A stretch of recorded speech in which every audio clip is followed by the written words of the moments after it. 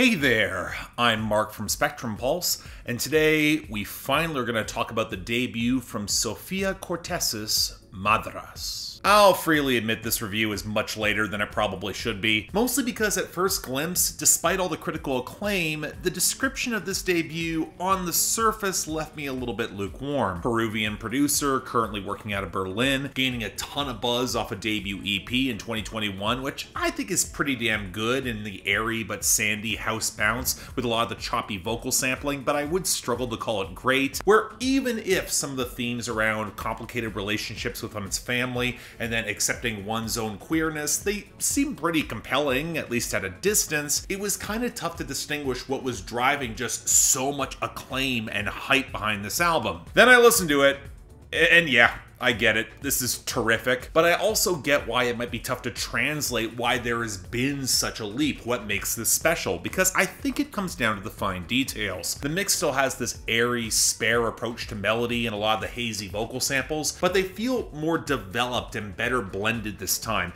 better cushioned into the mix, with a lot of tasteful reverb and the slightest touches of distortion to cushion that, where the glitchy keyboard whirs and the warping has been softened and coaxed through some of those vocal lines and around them, or on a fractured cut like Moving Houses, it's allowed to feel more deliberate in the distortion in order to center those messy emotions. It makes sense. And the percussion especially is considerably more diverse and textured. You still get a lot of those sandy touches, but it's balanced out by more diverse grooves, like the hazy patter of the title track that kind of reminds me of a Jamie XX cut, and the humid immensity that flows so well into the shuffling clatter of Te Portas Bonito, or the yearning, bubbly rattle of Vajkoczy, or the pulse-pounding drums on What Makes You Feel Better, and especially Funkhaus, and then the ridiculously strong 1-2 punch of the ending, with the bassy but choppy clatter around the ethereal piano's warped guitar and wild vocal calls of Cecilia, followed by the Afro-Peruvian swell of blurry vocal samples,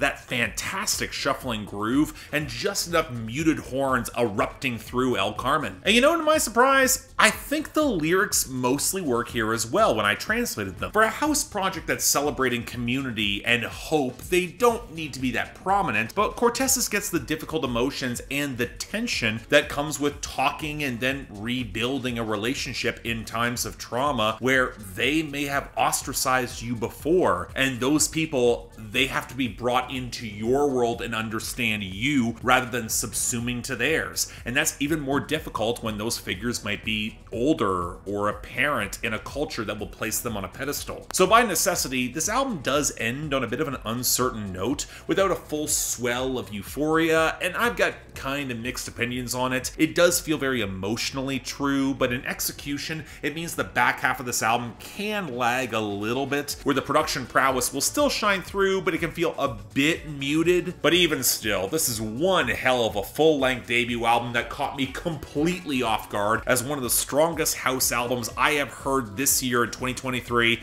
and it only shows more refinement and potential going forward. Terrific project. Do not make the mistake that I did in sleeping on it this long.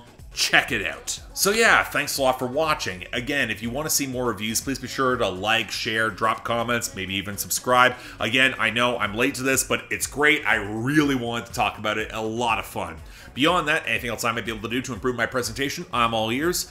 If you guys want to support the channel or argue with me more directly on my Discord, it's right over there. The schedule has closed for 2023. That just means I have to churn through my rather immense backlog, but we'll see how that goes. Until then, I'm Mark, you're watching Spectrum Pulse, and I'll see you next time.